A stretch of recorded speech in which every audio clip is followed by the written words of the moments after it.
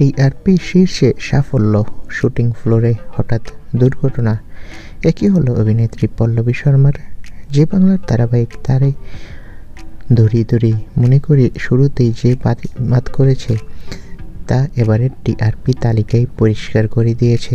প্রথম সপ্তাহে ৬.৮ রেটিং পেয়ে তৃতীয় স্থানে জায়গা দখল করে নিয়েছে এই সিরিয়াল। পল্লবী ও বিশ্বরূপ বন্দ্যোপাধ্যায়ের জুটি দর্শকদের কাছে বেশ গ্রহণযোগ্যতা পেয়েছে শুরুতেই। একই সপ্তাহে যখন পরিণীতা ও পরশুরাম এককভাবে শীর্ষে, তখন নতুন ধারাবাহিক হয়েও এই সাফল্য খুবই বড় প্রাপ্তি, তা বলাই বাহুল্য। কিন্তু টিআরপির এই খুশির মাঝেই এলো দুঃসংবাদ। আজ শুটিং চলাকালীন পায়ে চোট পেয়ে আহত হয়েছেন অভিনেত্রী পল্লবী শর্মা। শুটিং সেটে একটি দৃশ্যের রিহার্সেলের সময় আচমকাই তার পায়ে আঘাত লাগে।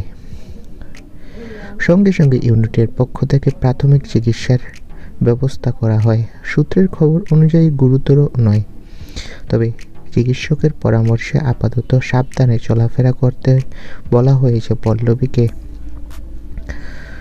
তবে প্রযোজনা সংস্থা জানিয়েছে পরিস্থিতি নিয়ন্ত্রণে রয়েছে, ভয় পাওয়ার কারণ নেই।